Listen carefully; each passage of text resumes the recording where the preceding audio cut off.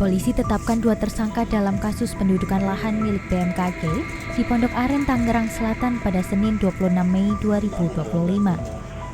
Salah satunya adalah MYT, Ketua Gripjaya Tangerang Selatan, yang memainkan peran sentral dalam menduduki dan menyewakan lahan tersebut kepada pedagang.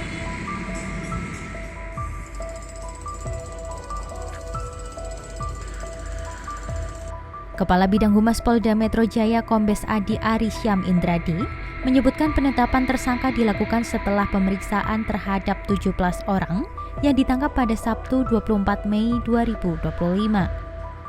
Dari hasil penyidikan, 2 orang ditetapkan sebagai tersangka sementara 15 lainnya dipulangkan. Tersangka pertama berinisial Y mengaku sebagai ahli waris dan memberikan kuasa kepada Gripjaya untuk menguasai lahan. Namun klaim kepemilikan tanah yang ia ajukan tak disertai dokumen yang jelas. Nomor girik, luas tanah, bahkan bukti fisik dokumen pun tak bisa ditunjukkan kepada penyidik. Yang pertama saudara Y bin KTY, yaitu seorang warga masyarakat yang mengaku ahli waris. Kemudian saudara MYT, yang bersangkutan adalah Ketua DPC Ormas GJ di Tangsel. Saudara Y dan MYT ini telah ditetapkan sebagai tersangka oleh penyidik Subdit Harda di Treskrim Polda Metro Jaya atas dugaan peristiwa pidana menempati pekarangan tertutup tanpa hak sebagaimana diatur di pasal 167 KUHP dan juga dugaan tindak pidana penggelapan hak atas benda tidak bergerak, yang mana korbannya adalah BMKG.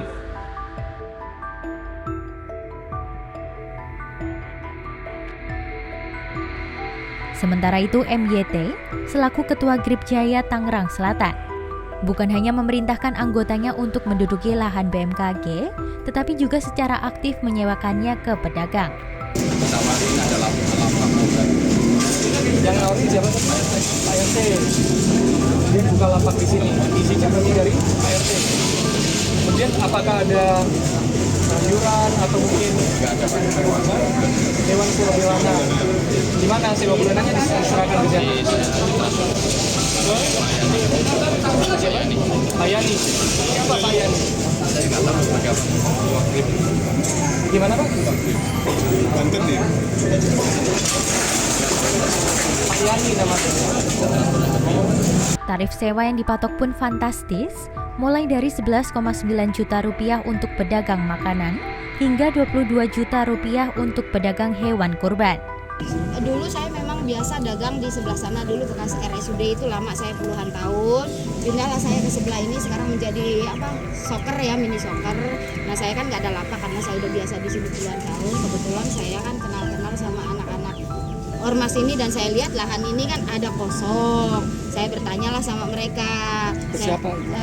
Keke sama Bang Jamal. Sebagai apa? Bang Jamal itu sekjen dari GRIP. Kalau Keke ketua ranting dari GRIP. Saya bertanya, saya bilang bisa nggak kita pakai lahan ini, gitu kan. Terus saya harus hubungin siapa, gitu kan. Terus ketua Keke bilang, saya telepon dulu ya Pak, ketua Yani. Waktu itu saya juga nggak kenal sama ketua Yani. Akhirnya beliau telepon dan kita janjian. Dan ketua Yani ACC dia bilang nggak apa-apa, nggak aman nih Pak, ini punya siapa? Saya tanya kan gitu, aman Bu, ini kekuasaan kita lah, maksudnya bahasanya itu ahli waris gitu kan, disuruh kita yang nunggu gitu kan. Kalau aman ya sudah, saya bilang kan gitu, negosiasi tentang harga. Saya bilang saya kan biasanya di sana berapa Bu, gitu kan. Oh saya biasa 10 juta. 10 juta per pokoknya satu lahan itu 10 juta itu untuk sampai kelar. Nah, tapi kan kita selalu ada koordinasi sama RT, RW, lurah, Bibinsa, semuanya itu ya, itu kan berubah. Nah, akhirnya Ketua Yani mengajukan gimana kalau include aja. Ibu nggak tahu menau soal RT, RW semuanya mereka yang urus. Include minta 25, ya kan? Akhirnya saya negosiasi. Setelah saya negosiasi, deal lah di angka 22 juta. Nah, itu dengan bahasa, mereka mau semua koordinasi tentang semuanya lah di dalamnya ini ya, termasuk semuanya include lah gitu. Lebih jauh, polisi menemukan bahwa MYT sempat terlibat kasus narkoba pada tahun 2021 dan divonis 4 tahun 5 bulan penjara.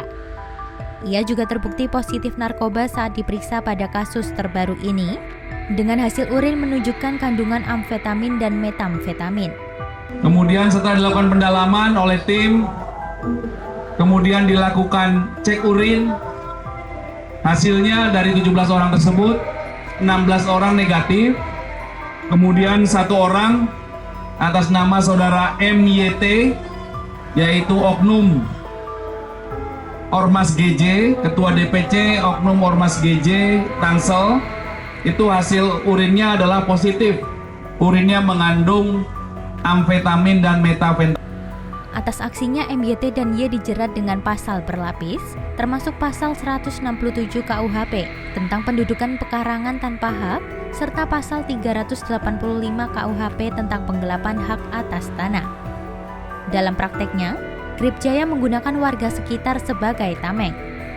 Mereka menciptakan kesan bahwa lahan BMKG tersebut milik ormas, lalu memperbolehkan masyarakat berdagang di sana demi meyakinkan publik.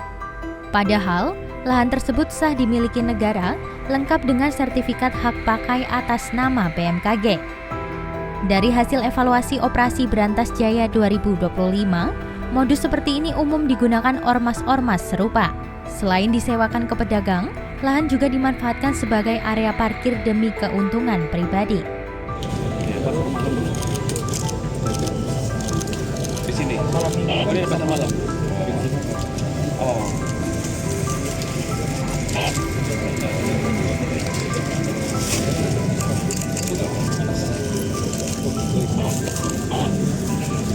Kini polisi bekerja sama dengan pemerintah Kota Tangerang Selatan untuk merelokasi para pedagang yang menjadi korban penipuan.